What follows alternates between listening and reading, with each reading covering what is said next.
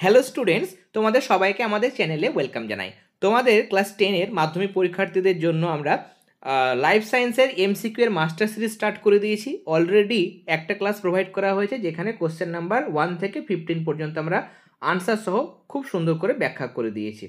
আজকে question number 16 থেকে আমরা স্টার্ট করব এবং গুরুত্বপূর্ণ প্রশ্ন যেগুলো বিগত বেশ কয়েকটা বছরের মাধ্যমিক পরীক্ষায় এসেছিল এবং এবছর যে সমস্ত প্রশ্নগুলো বা যে প্যাটার্নের প্রশ্ন তোমাদের মাধ্যমিক পরীক্ষায় আসতে পারে সম্ভাব্য প্রশ্নোত্তর আমরা আজকের ক্লাসে দেখে নেব। তোমাদের সুবিধার্থে ফিজিক্যাল সায়েন্সেরও কিন্তু এমসিকিউ এর মাস্টার সিরিজ স্টার্ট হয়ে গেছে। ফিজিক্যাল সায়েন্সের যে ক্লাসগুলো হয়ে গেছে সেগুলো দেখার জন্য তোমরা অবশ্যই প্লেলিস্টে গিয়ে দেখে নিও। চলো আমরা কোশ্চেন নাম্বার 16 থেকে স্টার্ট করি। আমাদের দেখো প্রথম প্রশ্ন আজকের ক্লাসে, রুই মাছের যে অঙ্গে রেটিয়া মিরাবিলিয়া দেখা যায় সেটি হলো, আমরা জানি পটকার মধ্যে রেড গ্রন্থি থাকে এবং রেটিয়া মিরাবিলিয়া থাকে। ওকে, এবং রেটিয়া মিরাবিলিয়া যেটা সেটা কিন্তু গ্যাস সরবরাহ করে বা গ্যাস মানে এখানে কিন্তু মানে পটকাতে অক্সিজেন কিন্তু গ্যাস দিয়ে থাকে বা সরবরাহ করে থাকে। তাহলে এখানে অপশান এ পটকা এটা হবে রাইট অ্যান্সার। কেমন, রেটিয়া মিরাবিলিয়া রেড গ্রন্থি এগুলো কিন্তু পটকার মধ্যে থাকে। নেক্সট কোয়েশ্চেন দেখো আমরা যাব, তুমি মাইটোসিস কোষ বিভাজনের একটি দশায় ক্রোমোজোমগুলিকে কোষের কেন্দ্র বরাবর নিরক্ষীয় তলে সাজানো দেখলে দশাটি হলো। আমরা জানি যে দ্বিতীয় যে দশা মাইটোসিসের সেকেন্ড দশা সেটা হচ্ছে মেটাফেজ দশা। সেই মেটাফেজ দশাতে কি হয়, ক্রোমোজোমগুলো বিষুব অঞ্চলে, মানে একটা কোষের যদি মাঝ বরাবর অঞ্চল হয় সেই বিষুব অঞ্চলে কিন্তু ক্রোমোজোমগুলো এখানে কিন্তু সজ্জিত হয়। বিষুব অঞ্চলে কিন্তু ক্রোমোজোমগুলো সজ্জিত হয় এবং এরপর সিস্টার ক্রোমেটিড দ্বারা আলাদা হয়ে গিয়ে বিপরীত মেরুর দিকে মানে অ্যানাফেজ দশায় অ্যানাফেজীয় চলন কিন্তু ঘটতে থাকে। এখানে প্রশ্ন হচ্ছে কোন দশায় বেম মানে নিরক্ষীয় অঞ্চলে বা নিরক্ষীয় তলে যেটা মেটাফেজ প্লেট বলা হয় সেখানে সজ্জিত থাকে, সেটা হচ্ছে আনসার মেটাফেজ দশা। ওকে, নেক্সট কোয়েশ্চেন, প্রদত্ত কোনটি সমসমস্ত অঙ্গের বৈশিষ্ট্য? এখানে স্পেলিংটা ঠিক করে নেবে। কেমন, কোনটি স্পেলিংটা ঠিক করে নেবে। সমসমস্ত অঙ্গ মানে আমি বলেছিলাম যে উৎপত্তি এক হবে কিন্তু কাজ আলাদা। কেমন, এটা রিপিট কোয়েশ্চেন, এটা মানে যেগুলো ইম্পর্টেন্ট কোয়েশ্চেন দেখো আরও একবার এখানে আমি দিয়েছি। উৎপত্তিগতভাবে একই হবে বা গঠনগতভাবে একই হবে গঠনগত দিক থেকে, কিন্তু কাজ আলাদা। বিভিন্ন পরিবেশে অভিযোজিত হওয়ার জন্য তাদের কাজগুলো আলাদা আলাদা হয়ে গেছে, সেগুলো হচ্ছে সমসমস্ত অঙ্গ। এবং আগের ক্লাসে আমি বলেছিলাম যে সমসমস্ত অঙ্গ মানে সেটা অপসারী, কেমন অপসারী বিবর্তনকে কিন্তু নির্দেশ করে। আর সমবৃত্তীয় অঙ্গ বলেছিলাম যে সমবৃত্তীয় অঙ্গগুলোর কিন্তু উৎপত্তি বা গঠন আলাদা হয় কিন্তু কাজ একই হয়, তার জন্য তারা হচ্ছে অভিসারী বিবর্তন দেখায়। ওকে, এগুলো মনে রাখবে। নেক্সট কোশ্চেন, এখানে ডায়াবেটিস মেলিটাসে আক্রান্ত একজন ব্যক্তি নিচের কোন হরমোনটি যথেষ্ট মাত্রায় ক্ষরণ করতে অক্ষম? ডায়াবেটিস মেলিটাস বা মধুমেহ রোগ কখন হয়? যখন রক্তে থাকা গ্লুকোজটা রক্ত থেকে কোষের মধ্যে পৌঁছাতে পারে না। রক্ত থেকে যদি কোষের মধ্যে পৌঁছতে না পারে গ্লুকোজ, তাহলে সেই গ্লুকোজটা রক্তের মধ্যে জমতে থাকবে এবং রক্তে গ্লুকোজ বা শর্করার মাত্রা বাড়বে এবং সেটা রক্তের সাহায্যে ঘুরতে থাকবে যতক্ষণ না মূত্রের মাধ্যমে সেটা শরীর থেকে বাইরে নির্গত হয়। ওকে, এখানে চোখ বলো, কিডনি বলো, পা, বিভিন্ন অঙ্গের কিন্তু ক্ষতি হয়। যাই হোক, এখানে আমরা জানি যে ইনসুলিন এমন একটা হরমোন, সেটা কি করে, রক্ত থেকে গ্লুকোজকে কোষে প্রবেশ করতে সাহায্য করে।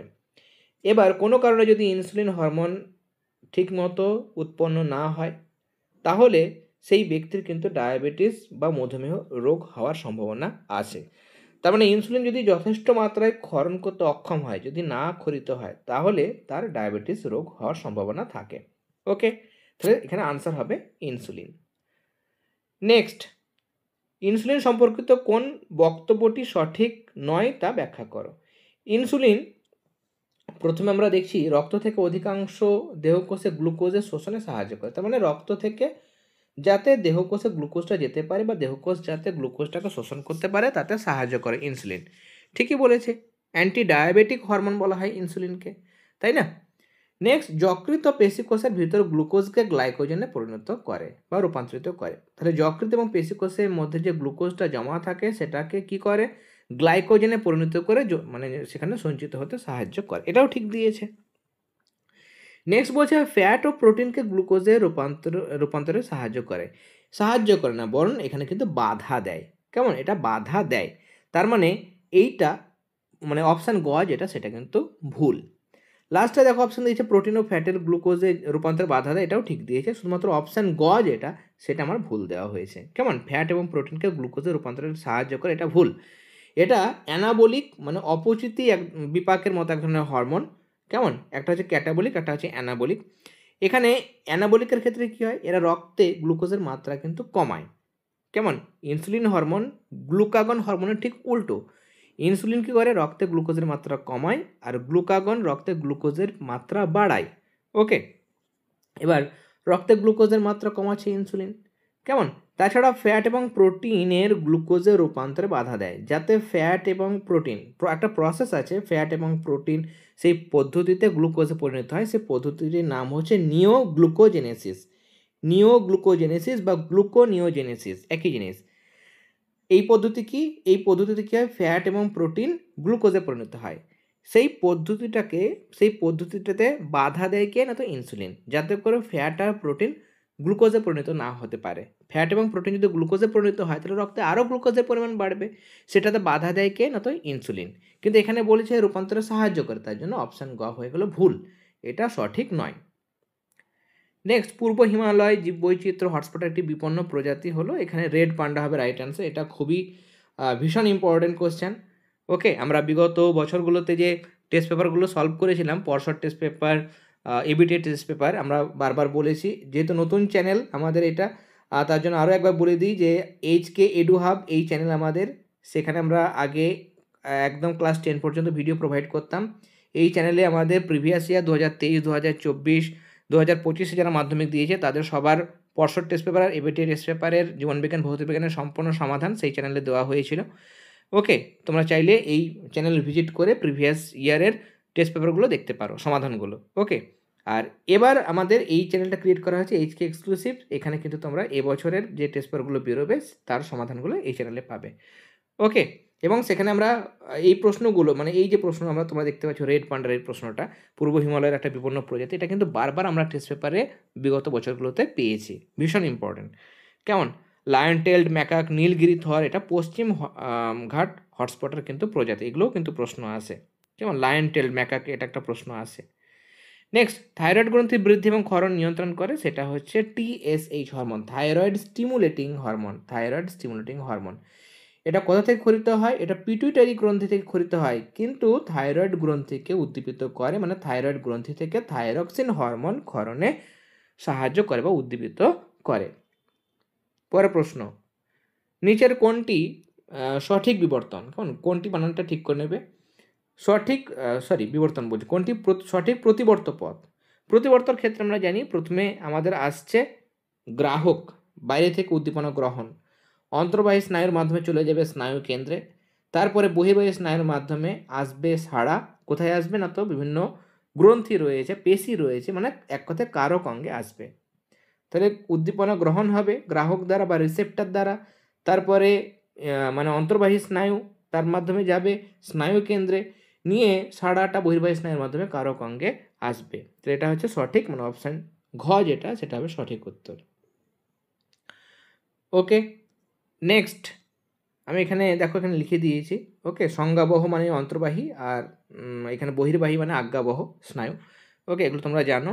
অটোজোমাল ক্রোমোজোম ঘটিত রোগ কোনটা, এগুলোর মধ্যে দেখো থ্যালাসেমিয়া, থ্যালাসেমিয়া যেটা সেটা অটোজোম ঘটিত রোগ, সেটা কিন্তু সেক্স লিঙ্কড বা এক্স ক্রোমোজোম ঘটিত রোগ কিন্তু নয়। কেমন, এখানে হিমোফিলিয়া বর্ণান্ধতা যেগুলো রোগ রয়েছে সেগুলো কিন্তু মানে এক্স ক্রোমোজোম ঘটিত রোগ, থ্যালাসেমিয়াটা কিন্তু নয়। ওকে, তাহলে থ্যালাসেমিয়া অটোজোম দ্বারা বাহিত রোগ, হিমোফিলিয়া বর্ণান্ধতা এগুলো হচ্ছে সেক্স লিঙ্কড রোগ, তার মানে এখানে আনসার হবে কিন্তু আমার থ্যালাসেমিয়া। ওকে, নেক্সট, রাতকানা, এটা ভিটামিনের অভাবে হয়, ভিটামিন A, তাই না, এটা কিন্তু অটোজোমাল রোগ নয়। নেক্সট, কোয়েশ্চেন নাম্বার 25, মিওসিসের তাৎপর্য সংক্রান্ত প্রদত্ত কোন বক্তব্যটি সঠিক। প্রশ্ন পড়ার সময় তোমরা কিন্তু তাড়াহুড়ো করবে না, অনেক সময় প্রশ্ন থাকে কোনটি সঠিক কোনটি সঠিক নয়, এরকমও থাকে, তোমরা দেখেছো নিশ্চয়ই। তাহলে সঠিক নয় লেখা আছে, তুমি সঠিক পড়েছো নি, উত্তর করে দিলে তুমি, তাহলে কিন্তু পুরো জিনিসটাই ভুল হয়ে যাবে। মিওসিসের ক্ষেত্রে আমরা এখানে দেখি দেহে সার্বিক বৃদ্ধি পরিস্ফুটন ঘটায়। কেমন, এখানে বলছে কোনটি সঠিক, এটা কিন্তু নয়, সার্বিক বৃদ্ধি পরিস্ফুটন এটা মাইটোসিস, জীবের জননাঙ্গের ও ভ্রূণের বৃদ্ধি ঘটায়। জননাঙ্গের বৃদ্ধি বা ভ্রূণের বৃদ্ধি এগুলো কিন্তু মিওসিসের ভূমিকা নয় বা তাৎপর্য নয়, মাইটোসিসের ক্ষেত্রে ঘটে। বংশগত প্রকরণবাহী হ্যাপ্লয়েড গ্যামেট তৈরি হওয়া, মানে 2n থেকে তৈরি হবে n, ডিপ্লয়েড থেকে হ্যাপ্লয়েড, এইটা মিওসিসের বৈশিষ্ট্য। ওকে, তাহলে আমাদের এখানে দেখো অপশান গ, বংশগত প্রকরণবাহী হ্যাপ্লয়েড গ্যামেট উৎপাদন, এটা হচ্ছে মিওসিসের তাৎপর্য বা মিওসিসের এটা কাজ। কেমন, মিওসিস জনন মাতৃকোষে ঘটে এবং ক্রসিং ওভারের মাধ্যমে প্রকরণ সৃষ্টি করে হ্যাপ্লয়েড গ্যামেট কিন্তু তৈরি করে। নেক্সট কোয়েশ্চেন আমাদের নাইট্রিফিকেশন অংশগ্রহণকারী জীবাণু। এখানে নাইট্রিফিকেশনের ক্ষেত্রে আমরা জানি নাইট্রিফিকেশনের মধ্যে যেটা অ্যামোনিয়া থাকে, মানে বিভিন্ন জিনিসের মধ্যে মৃত্তিকাস্থিত যে অ্যামোনিয়া, সেটা প্রথমে নাইট্রাইটে পরিণত হয় এবং তারপরে সেটা আবার অণুজীব দ্বারা ভেঙে নাইট্রেটে পরিণত হয়। তাহলে প্রথমে অ্যামোনিয়া নাইট্রাইট, তারপরে নাইট্রেটে রূপান্তরিত হয়। এবং এখানে যে ব্যাকটেরিয়াটা সাহায্য করছে সেটা হচ্ছে নাইট্রোসোমোনাস, মানে অপশান ক সেটা হবে সঠিক উত্তর। ওকে, নাইট্রোসোমোনাস। নেক্সট, মানুষের অটোজমে থাকা জিন দ্বারা নিচের কোনটি নিয়ন্ত্রিত হয় না? কেমন, এখানে কোনটি বানান ঠিক করে নেবে। কোনটি নিয়ন্ত্রিত হয় না? এখানে হিমোফিলিয়া, এটা কিন্তু এক্স ক্রোমোজোম বাহিত রোগ। কেমন, হিমোফিলিয়া বা এখানে হিমোফিলিয়া এটা কিন্তু এক্স ক্রোমোজোম বাহিত রোগ বা সেক্স লিঙ্কড ডিজিজ। কেমন, আর বাদবাকি রোলার জীব, থ্যালাসেমিয়া, কানের যুক্তরোগ এগুলো অটোজোম দ্বারা নিয়ন্ত্রিত হয়। তাহলে বলছে কোনটি অটোজোম দ্বারা নিয়ন্ত্রিত হয় না, তো হিমোফিলিয়া, এটা সেক্স ক্রোমোজোম বাহিত রোগ। তাহলে এটা হবে রাইট আনসার। নেক্সট, মানে এক্স ক্রোমোজোম বাহিত প্রচ্ছন্ন জিন ঘটিত রোগ। কোয়েশ্চেন নাম্বার 28, কোনটা সঠিক স্নায়বিক পথের পথ সেটা দেখো। আমার এখানে আমরা দেখতে পাচ্ছি যে প্রথমে উদ্দীপনা, আমরা জানি উদ্দীপনা, তারপরে সেটা গ্রাহক, তারপরে চলে যায় স্নায়ুকেন্দ্র, তারপরে চলে যায় কারক, তারপর সাড়া প্রদান। এরকম সিমিলার টাইপের প্রশ্ন আমরা করলাম, তাই না? প্রথমে উদ্দীপনা বা স্টিমুলাস, সেটা আমাদের শরীরে বিভিন্ন জায়গায় রিসেপ্টর থাকে বা গ্রাহক থাকে, তার মাধ্যমে উদ্দীপনাটা গ্রহণ হয়, নিয়ে অন্তর্বাহী স্নায়ুর মাধ্যমে সেই উদ্দীপনা চলে যায় স্নায়ুকেন্দ্র বা মস্তিষ্ক বা সুষুম্না কাণ্ড, সেখান থেকে তারপরে সাড়া, সেটা আজ্ঞাবহ স্নায়ুর মাধ্যমে, মানে বহির্বাহী স্নায়ুর মাধ্যমে চলে যাবে কারক অঙ্গ, মানে যেমন পেশি, গ্রন্থি, এগুলোতে, নিয়ে তারপরে সাড়া প্রদান কিন্তু হয়। ওকে, তাহলে অপশান ঘ হবে সঠিক উত্তর। এখানে আমাদের বলছে কত ধরনের গ্যামেট তৈরি হবে। হেটেরোজাইগাস মানে বড় ছোট, মানে কাপল কত রকম রয়েছে, এটা ক্যাপিটাল বি স্মল বি, একটাই কাপল রয়েছে। আর দুটো স্মল আর নিতে পারবো না, যেহেতু দুটোই ছোট হাতের বড় হাতের এরকম কাপল খুঁজতে হবে, যেমন ক্যাপিটাল বি স্মল বি। এবার সূত্র হচ্ছে 2n সূত্র। এখানে n এর মান কত, এক জোড়া আছে, তার মানে n এর মান হচ্ছে 1, দু জোড়া থাকলে 2। কেমন, এখানে এক জোড়া আছে, হেটেরোজাইগাস কটা আছে, একটা, তার জন্য n এর মান হলো 1। 2 মানে 2, তো দুই ধরনের গ্যামেট কিন্তু তৈরি হবে। সেটা কি, ক্যাপিটাল বির সঙ্গে একটা আর দাও, ক্যাপিটাল বির সঙ্গে একটা আর যাবে, স্মল বির সঙ্গে যে কোনো আর দাও, প্রথম বা সেকেন্ড একই ব্যাপার, তাহলে স্মল বির সঙ্গে আর। কেমন, দুটোই বি বা দুটোই আর তো হতে পারে না, দুটো আলাদা আলাদা গ্যামেট আমাকে নিতে হবে। তাহলে এই দুটো গ্যামেট কিন্তু আমাদের পসিবল, তাই দুটো আলাদা আলাদা অ্যালিল নিতে হবে, সরি। ওকে, তাহলে অ্যালিল এখানে আছে, ক্যাপিটাল বি স্মল বি রয়েছে, আর স্মল আর রয়েছে, তাহলে এখানে এই ধরনের দুটো গ্যামেট কিন্তু তৈরি হবে। ওকে, এইটা কখনোই ক্যাপিটাল বি স্মল বি তো হবে না, তাহলে তো আমার আর অ্যালিলটা নেওয়া হলো না। এখানে অ্যালিল কে আছে, বি আছে, অ্যালিল স্মল বি আছে, আর আছে, কম্বিনেশন কী হতে পারে, বির সঙ্গে বি তো হবে না, তাহলে বির সঙ্গে আর নিতে হবে, আর এই বির সঙ্গে এ আর হবে, তাহলে দুটো হলো আমার। তাহলে দুই ধরনের গ্যামেট কিন্তু আমার এখানে তৈরি হবে। কোয়েশ্চেন নাম্বার 30, কোরকোদ্গমের মাধ্যমে জনন সম্পন্ন করে যে জীব সেটি হলো। কোরকোদ্গমের মাধ্যমে আমরা জানি যে হাইড্রা, এটা কিন্তু বংশবৃদ্ধি করে। এখানে বাড বা মুকুল তৈরি হয়, কেমন, নিয়ে সেটা পরে মাতৃদেহ থেকে বিচ্ছিন্ন হয়ে যায় বা আলাদা হয়ে গিয়ে নতুন জীব কিন্তু সৃষ্টি করে। আজকে আমরা কোয়েশ্চেন নাম্বার 30 পর্যন্ত আলোচনা করলাম। এরপরে আরও অনেক ইম্পর্টেন্ট কোয়েশ্চেন রয়েছে, সেগুলো আমরা পরবর্তী ক্লাসগুলোতে আলোচনা করব। ক্লাসগুলো কেমন লাগছে সেটা অবশ্যই তোমরা কমেন্ট সেকশনে কমেন্ট করে জানাবে। ক্লাসগুলো ভালো লেগে থাকলে অবশ্যই ক্লাসগুলোতে লাইক দেবে, বন্ধুদের সাথেও শেয়ার করে নেবে। আর যার প্রথমবার চ্যানেলটিতে এসেছো অবশ্যই তোমরা কিন্তু চ্যানেলটি সাবস্ক্রাইব করে নিও। আর তোমাদের এমসিকিউ এর যেটা মাস্টার সিরিজ, শুধু লাইফ সায়েন্স নয়, ফিজিক্যাল সায়েন্সও আমাদের চ্যানেলে শুরু হয়ে গেছে, ক্লাস চলছে। তোমরা কিন্তু যারা দেখোনি, প্লেলিস্ট অপশনে গিয়ে সেখান থেকে কিন্তু ফিজিক্যাল সায়েন্সেরও এমসিকিউ এর ক্লাসগুলো তোমরা দেখে নিও। ওকে, তাহলে তোমরা সবাই খুব ভালো থেকো। All the very best.